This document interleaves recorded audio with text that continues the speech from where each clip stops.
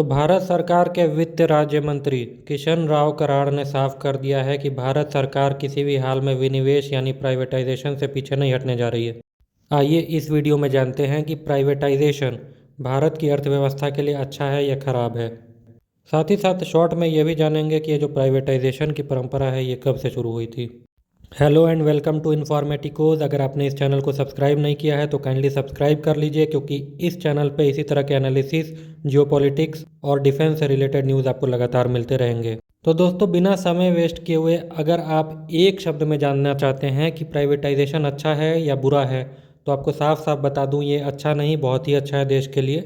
लेकिन जैसा कि कोई भी स्कीम होती है तो वो 100% प्रूफ नहीं होती है, कुछ ना कुछ उसमें फ्लिप साइड भी होता है। वैसे ही प्राइवेटाइजेशन के साथ भी ये सब कुछ यहाँ पे डिस्कस हम लोग अभी करेंगे।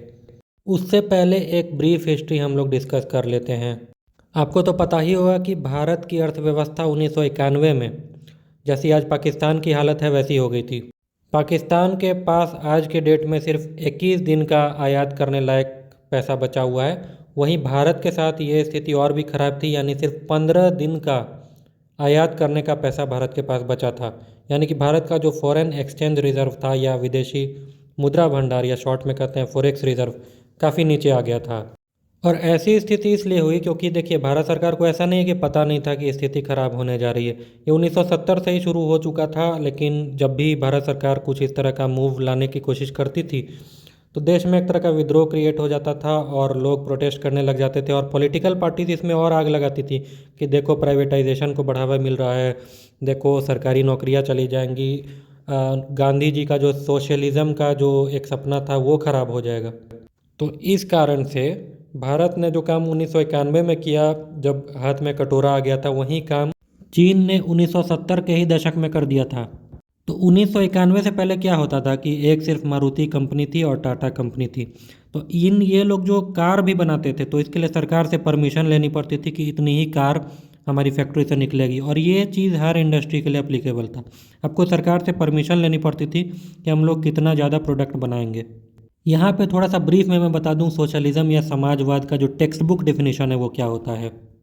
तो सोशलिज्म या समाजवाद का मतलब होता है कि जो भी प्रोडक्शन होगा, चाहे वो मोबाइल का प्रोडक्शन हो, चाहे वो कार का प्रोडक्शन हो, या किसी भी अन्य सामग्री का प्रोडक्शन हो, उस पर सरकार का कंट्रोल रहेगा या फिर सरकार ही प्रोडक्शन करेगी। अभी मैं थोड़ा सा रिसर्च कर रहा था तो मुझे अजीब कुछ लगा कि उस समय अगर आप 10 लाख से अधिक कमाते थे 1970-80 के दशक में, तो आप पर 90% का टैक्स लगता था। मतलब आप 10 लाख कमाए तो आप 9 लाख सरकार को टैक्स दे दो। तो ऐसी स्थिति में क्या आपको कोई स्टार्टअप खोलने का मन करेगा कि आप इतनी मेहनत करके कमाएं और आप सारा कुछ टैक्स में ही दे दें। तो इस कारण से इन्वेस्टमेंट बहुत ही कम होने लगा था। इवन जो स्वदेशी लोग हैं वो खुद इन्वेस्टमेंट नहीं कर रहे थे। इतना सारा सरकारी रेड टेपिंग था, हर जगह आपको घूस देनी पड़ती थी, उसके बाद भी सरकार से परमिशन लेकर के आपको सारा काम करना पड़ता था। और उस समय आपको बता दूं कि विदेशी निवेशक भी भारत में आकर के निवेश नहीं कर सकते थे। क्यों? क्योंकि सरकार ने साफ मना किया होता कि हमें तो अपनी स्वदेशी इंडस्ट्री को चलाना है, और स्वदेश में तो आप इंडस्ट्री चलने भी नहीं दे रहे हैं, और विदेशी जो इन्वेस्टमेंट आता है वो भी नहीं आने दे रहे हैं। तो आप ज़रा सा एक मिनट के लिए सोच करके बताइए कि अगर आपके यहाँ प्रोडक्शन ही नहीं हो रहा है या फिर सरकारी प्रोडक्शन की उतनी क्वालिटी अच्छी नहीं है, तो फिर जब आप एक्सपोर्ट ही नहीं कर पा रहे हैं तो फिर आपको विदेशी मुद्रा भंडार आएगा कहाँ से? आप कुछ बेचेंगे विदेशी देशों को, तभी तो आपको कुछ डॉलर मिलेंगे। डॉलर मिलने का एक और रास्ता होता है जब विदेशी निवेशक आपके स्टॉक मार्केट में आकर के इन्वेस्ट करते हैं, लेकिन वो भी नहीं हो रहा था। इसलिए क्योंकि जब आपका स्टॉक मार्केट चढ़ेगा ही नहीं, क्योंकि आपके यहाँ प्राइवेट कंपनीज नहीं है, प्राइवेट कंपनीज का प्रोडक्शन नहीं है, तो आपका स्टॉक मार्केट चढ़ेगा ही नहीं, तो फिर विदेशी निवेशक क्यों आपके यहाँ आकर के इन्वेस्ट करेंगे। अब आप सोचेंगे कि 1947 के बाद से 1991 तक देश चल कैसे गया। तो देखिए, उस समय जो है तेल जो है उतना निकाला नहीं जाता था, और हमारा तेल का इंपोर्ट उतना ज़्यादा होता नहीं था। प्रोडक्शन ही नहीं था, तेल की आवश्यकता नहीं थी, तो फिर तेल हम लोग इंपोर्ट करते नहीं थे। तो जाहिर सी बात है, अगर तेल हम लोग इंपोर्ट ही नहीं करते थे तो हमें डॉलर की या विदेशी मुद्रा भंडार की उतनी ज़्यादा आवश्यकता नहीं होती थी। लेकिन जाहिर सी बात है, जब धीरे धीरे तेल की खपत देश में बढ़ने लगी तो फिर जाहिर सी बात है आज के डेट में 200 बिलियन डॉलर का इंपोर्ट हमें करना पड़ता है तेल विदेशों से। तो उस समय फिर भी चलिए आज से 10 गुना कम करना पड़ता रहा होगा, लेकिन आप ऐसा समझ लीजिए कि फिर भी जब हमारे पास ऐसा अगर इंपोर्ट करना पड़ेगा तो जाहिर सी बात है कि हमारा जो फॉरेक्स रिजर्व है वो गिरने लगेगा। तो फाइनली भारत सरकार ले आई न्यू इकोनॉमिक पॉलिसी। उस समय नरसिम्हा राव की सरकार थी और मनमोहन सिंह उस समय के वित्त मंत्री थे। अब अल्टीमेटली देश के हाथ में आ गया था कटोरा, लेकिन फिर भी न्यू इकोनॉमिक पॉलिसी 1991 जो कि मनमोहन सिंह लेकर के आए थे, उसके लिए उनकी पूरी तारीफ की जाती है। मतलब कि देश इस हालत में आ गया था कि 500 टन सोना गिरवी रखना पड़ा, फिर भी तारीफ की जाती है इस बात को लेकर के। अब ये सब भी इतना आसान नहीं था। जब वो लाने लगे तो भी विपक्ष पूरे देश में हंगामा करवा रहा था कि गांधी जी का सपना खराब हो गया, सोशलिज्म खत्म हो जाएगा। आप समझ रहे हैं क्या होने जा रहा है। तो न्यू इकोनॉमिक पॉलिसी में क्या हुआ कि लिबरलाइज कर दी गई इकोनॉमी, जिसको आकर के इन्वेस्ट करना है करिए।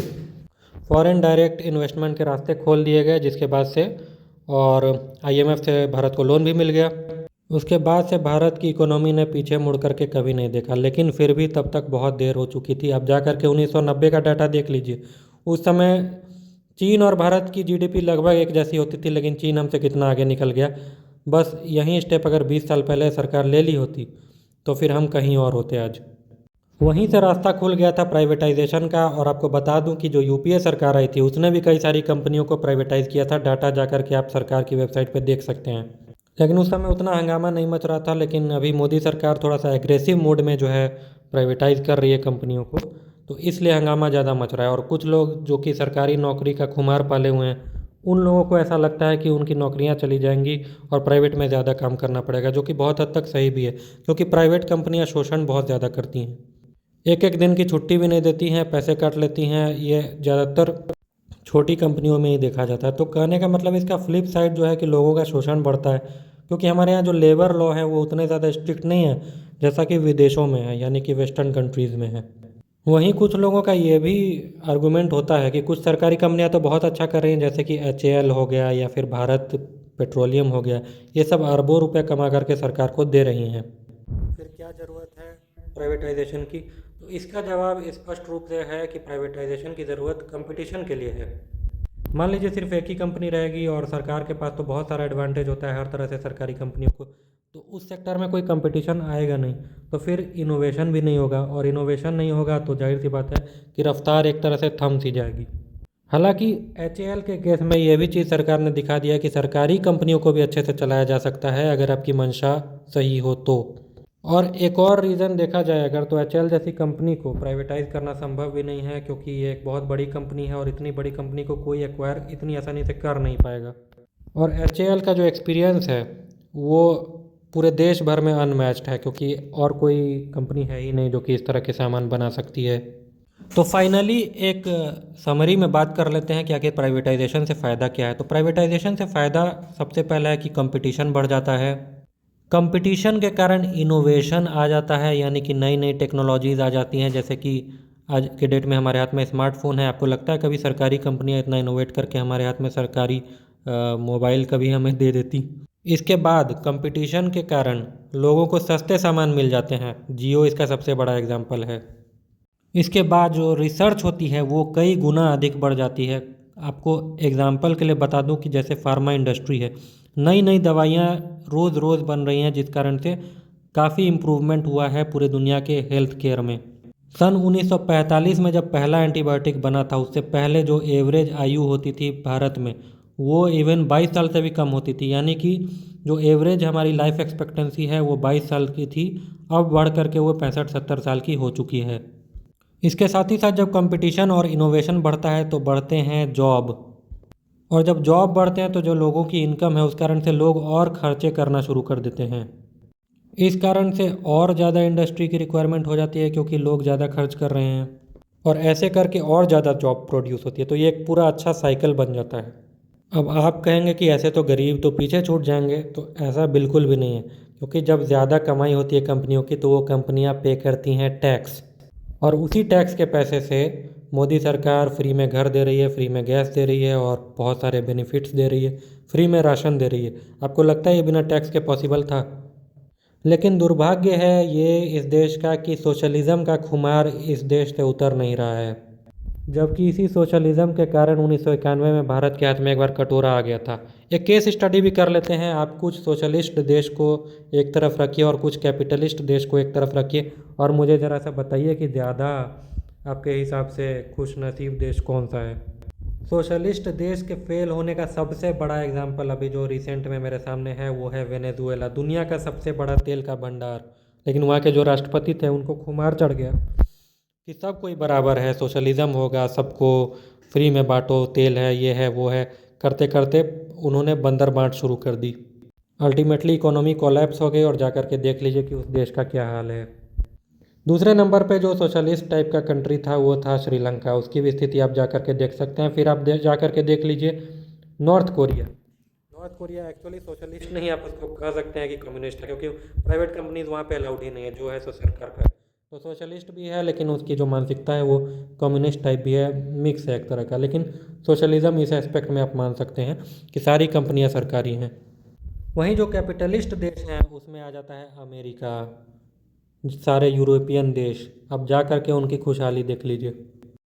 लेकिन ऐसा नहीं है कि उन देशों में भी गरीब नहीं है, लेकिन फिर भी आप एक तरफ से देखिए कि कैपिटलिज्म ने हमें क्या क्या दिया। आप जिस मोबाइल पर इस वीडियो को देख रहे हैं वो भी कैपिटलिज्म की देन है, इंटरनेट भी कैपिटलिज्म की देन है। उसके बाद अगर आप देखिए तो हम लोग दवाइयाँ जो ले रहे हैं सब कुछ कैपिटलिज्म की देन है, कपड़े जो पहन रहे हैं सब कुछ कैपिटलिज्म की देन है। लेकिन दुर्भाग्य तब हो जाता है जब आप एक मिडिल क्लास हैं या फिर आप अच्छी अर्निंग कर रहे हैं और आप गरीबों की सेवा को लेकर के आप कैपिटलिज्म को दोष देने लगते हैं और सरकार को दोष नहीं देते हैं। सरकार को जो टैक्स जा रहा है सरकार सोशलिज्म पे ही खर्चा कर रही है, लोगों के हेल्थ के लिए ही खर्च कर रही है। सरकारी दवाइयाँ जो मुफ्त मिलती है वो सब कुछ इन्हीं टैक्स के पैसों से जा रहा है। तो उम्मीद करता हूँ कि सब कुछ क्लियर है इस वीडियो में। काइंडली इस चैनल को सब्सक्राइब कर लीजिएगा। अब ये चैनल छोटा है लेकिन ऐसी एनालिसिस और न्यूज़ आपको मिलती रहेगी। तब तक के लिए जय हिंद।